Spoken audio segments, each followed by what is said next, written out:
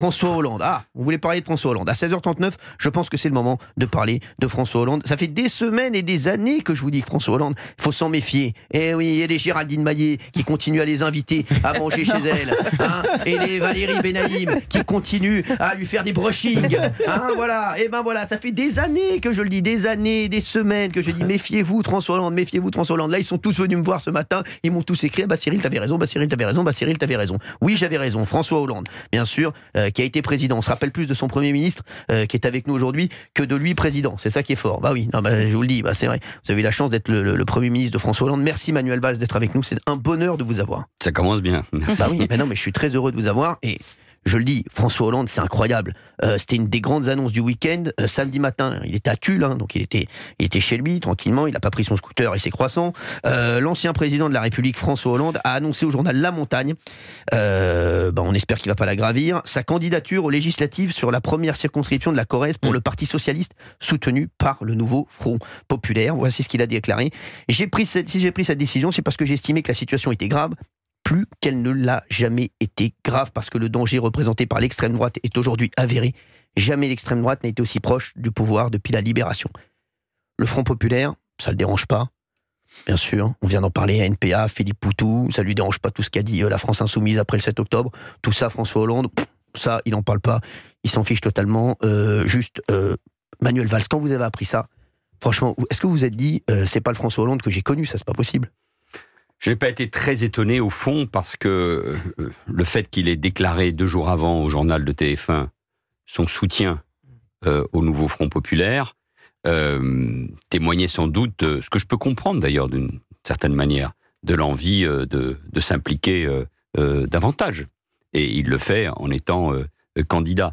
Nous sommes dans un moment très particulier, en écoutant vos commentaires ou l'auditeur qui vient d'appeler. On sent bien que nous sommes peut-être à la fin d'un cycle, dans un moment de basculement. Je ne sais pas d'ailleurs très bien comment le qualifier. Je crains d'ailleurs les tensions, les pulsions qui peuvent sortir de toute cette période. Bien sûr, le peuple français est un grand peuple, nos institutions sont solides, nous sommes un pays démocratique. Mais on sent bien qu'on est dans quelque chose de totalement nouveau, que, au fond, le président de la République, par sa décision, le peuple va voter, mais a ouvert aussi une boîte de Pandore. Hein. Et on ne sait pas très bien comment tout cela va se terminer. Je ne parle pas seulement des élections législatives, mais des conséquences de ces élections. Donc, que chacun s'engage à sa manière. Bon, écoutez, ça me paraît logique, mais pour répondre très franchement à votre question, ce qui ne va pas, c'est la cohérence. Bien sûr. C'est moi... J'ai à la fois respect et affection pour François Hollande, j'ai été son ministre et son Premier ministre, et j'essaie là de ne pas disqualifier les gens. Il a le droit d'être candidat, qui plus est en Corrèze. En plus, l'élection n'est pas faite, donc il y a aussi une part de risque. Donc ça, je le respecte parfaitement.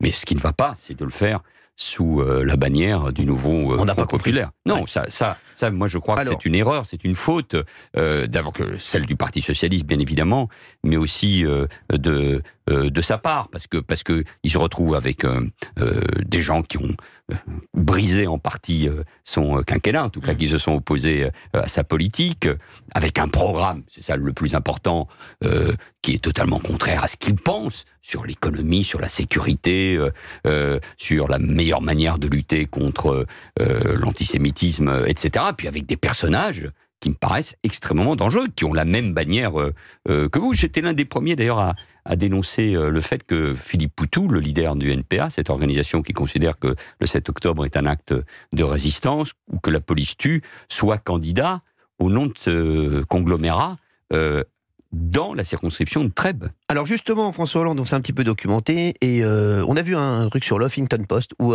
François Hollande, en fait, il n'a fait que fracasser la NUPES depuis 2022. Écoutez, on vous a fait une petite compile, regardez. Pour qu'elle soit conquérante, pour qu'elle soit victorieuse, cette union, il faut qu'elle soit équilibrée. On oblige des candidatures uniques, mais les électeurs, ils ont quand même le choix. Ils peuvent se dire, si je veux pas de la France Insoumise, je peux peut-être avoir du socialiste, ou du communiste, ou de l'écologiste. Là, on les prive de ce choix-là. L'union, il faut toujours la chercher. Mais ça doit être une union pour gagner et gouverner, ce qui n'est pas le cas aujourd'hui. Le programme de la NUPES est un programme que j'estime infaisable, inapplicable, au sens où ou si on prend chaque mesure en particulier, aucune ne me gêne, mais toutes, globalement, elles rendent impossible. Il n'est pas possible, compte tenu de ce qu'est le niveau de la gauche, d'accéder à la majorité. Vous leur donnez pas très longtemps à vivre ensemble? Je pense qu'à ce niveau-là de la querelle, il vaudrait mieux vivre séparés. Je suis venu ici pour vous annoncer ma candidature pour la première circonscription de la Corrèze. Et si j'ai pris cette décision, c'est parce que j'ai estimé que la situation était grave. La clarté est toujours la meilleure ligne.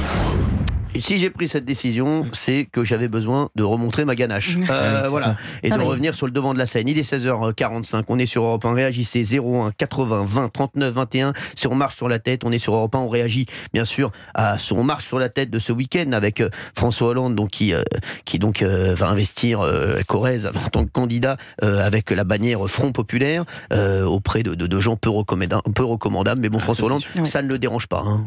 Non, et puis il y a aussi Raphaël Arnaud, l'antifa lyonnais, qui est très violent et côté duquel donc François Hollande va concourir. Mais c'est vrai que les frondeurs ont percuté son quinquennat, notamment au moment de la loi travail, sur laquelle il s'était opposé. Et aujourd'hui, François Hollande se retrouve avec ce programme antilibéral au dernier degré, alors que des frondeurs sont venus percuter son quinquennat et qu'il les a toujours critiqués. Donc c'est ça qui est hallucinant d'un point de vue de la cohérence. Géraldine Maillet, est-ce que François Hollande va revenir dîner chez vous ? Franchement, c'est impossible. Non, franchement, non, c'est pas vrai. Non, mais c'est impossible. Fini. Mais pour moi, c'est une faute. Même pas un petit tour de dos. Non, franchement, j'ai entendu Manuel Valls avec attention. Je trouve que c'est une faute. Manuel Valls, il viendra avec plaisir. Mais il est déjà venu et je l'ai. Voilà. Et je trouve que c'est l'endroit où il faut être. J'ai l'impression. Il n'y a que nous qui n'avons jamais été invités chez Géraldine Maillet. Je n'ose pas vous inviter, Cyril. Mais c'est une faute politique majeure, mais vraiment une faute morale. Moi, si j'étais socialiste, je serais honteuse, je suis écœurée. Je trouve que c'est incroyable de faire ça pour une sorte de petite tambouille et petit destin personnel, mais il vaut mieux faire 4% seul que 30% mal accompagné, avec des gens aussi sulfureux. Parce que quand on fait la liste de ce qui est dans le Front Populaire, il y a de l'antisémitisme, il y a de l'anti-flic, il y a de l'anti-blanc, il y a de l'indigéniste, il y a de l'anti-français, il y a de l'anti-laïcité. En fait, c'est juste incroyable. Sans parler de la bordélisation pendant 2 ans auquel on a assisté. Donc franchement, Manuel Valls, j'aimerais que vous me disiez, le Parti Socialiste, franchement, en fait, est-ce que c'est un parti qui est définitivement malade ? Parce que finalement, la SFIO, ça a donné les collaborateurs. Mitterrand était ami de Bousquet. Comment on peut être socialiste aujourd'hui ? C'est juste indigne, en fait. Il y a une part aussi qui est de la responsabilité des conséquences de la dissolution.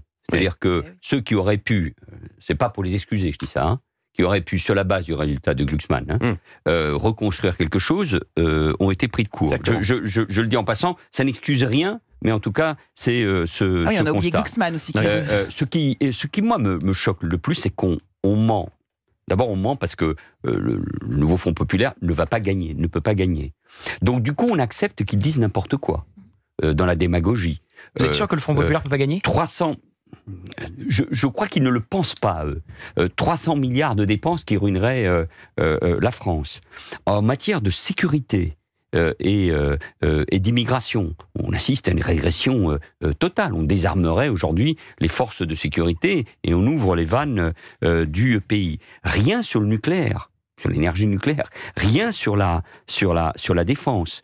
On a trouvé des mots, des phrases pour définir ce qu'est le Hamas ou la lutte contre l'antisémitisme. On a repris le mot d'islamophobie qui est quand même très connoté. Bon, bref, donc des concessions qui, sur le fond, les propositions et les valeurs, me paraissent extrêmement dangereuses. J'avais parlé, moi, à l'époque, des gauches irréconciliables. Non pas qu'elles ne pouvaient pas se réconcilier sur des accords d'appareil, la preuve, c'était le cas il y a 2 ans avec la NUPES et aujourd'hui avec le nouveau Front Populaire, mais sur le fond. Or, moi, je pense que les Français, il y a une aspiration à l'unité à gauche, et c'est ainsi, il y a une peur par rapport au Rassemblement national. Ça, c'est incontestable, il faut le respecter, mais on ne peut pas le faire en se désarmant et en acceptant ce pacte moral, ce pacte politique est une faute morale profonde. Et moi, je pense que au cours de cette campagne, les Français vont le dénoncer. Manuel Valls est avec nous, on est sur Europe 1, il est 16h48. Et on a un auditeur en ligne, c'est Julien, qui habite à Marseille. Bonjour Julien. Bonjour Cyril, bonjour tout le monde, bonjour Monsieur Valls. Merci bonjour. Julien. Merci Julien d'être avec nous. Vous faites quoi dans la vie ? Je suis avocat à Marseille. Très bien. Bon, ça se passe bien, il fait beau à Marseille ? Il fait très très beau. Ah ouais, Hélas, on n'a que ça pour nous réjouir. Non, vous avez ça parce que nous à Paris, on a Anne Hidalgo. Merci. Et puis on va se baigner dans la Seine bientôt. Vous allez voir dans quel état on va être. Je peux vous dire. Faites attention, il y a des requins. Oui, je sais, j'ai vu ça. Merci. Julien, vous en pensez quoi de François Hollande? C'est incroyable cette affaire. Je suis scandalisé. Je suis, vous savez, outré. J'ai 47 ans. Je suis dans un dégoût non seulement de la politique de manière générale depuis le 7 octobre. Et je précise, je ne suis pas juif, mais je suis quand même citoyen du monde et surtout non seulement occidental, mais en plus, on va dire un peu tolérant, le minimum. C'est-à-dire, on croit en l'être humain, mais quand on voit que un ancien président de la République n'a même pas été à la hauteur, alors que j'avais aucun problème avec lui, même si j'avais pas voté pour lui. Mais dans tous les cas, réussir à non seulement ne même pas respecter ses propres paroles et trahir sa propre politique quand il était président de la République, d'abord, et surtout, pourquoi les journalistes ne lui posent pas la question? Je vous pose une question, monsieur le président ou monsieur l'ancien président. Que pensez-vous justement de siéger ou alors de faire partie d'un même front avec quelqu'un qui parle de résistance quand il parle du Hamas?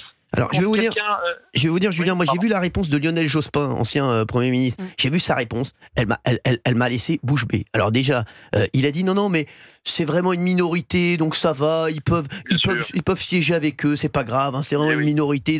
Mais c'est incroyable de dire ça. Non mais franchement, j'ai vu ça, j'ai dit Lionel Jospin. Naufrage. C'est un naufrage, excusez-moi. D'autant plus que les élus de la France Insoumise sont, quoi qu'il arrive, sont très nombreux, probablement plus nombreux que ceux du PS, en tout cas, ils seront une force. Donc du coup, même la théorie de Jospin et d'Hollande, que je connais bien, qui a été de dire il faut que le Parti socialiste, pour gagner, soit la force propulsive, la force majeure, ça ne marche pas. Donc de toute façon, ils seront prisonniers et d'un projet. Parce qu'il faut faire attention avec les Français. On leur propose un projet, ils vont regarder les projets le bilan, le Rassemblement National, le projet, ils vont regarder. Et si on leur propose n'importe quoi et qu'en plus on est incapable de pouvoir l'appliquer, ça va être terrible. Justement, dans un instant, sur Europe 1, demandez le programme. On va revenir sur le programme de la France Insoumise avec Gauthier Lebret qui va nous dire s'il y a des choses possibles ou pas. Pour le moment, Julien, vous voulez rajouter quelque chose sur François Hollande? Oui, moi je pose une question, que ce soit François Hollande d'ailleurs ou Lionel Jospin, puisque vous venez de parler de lui.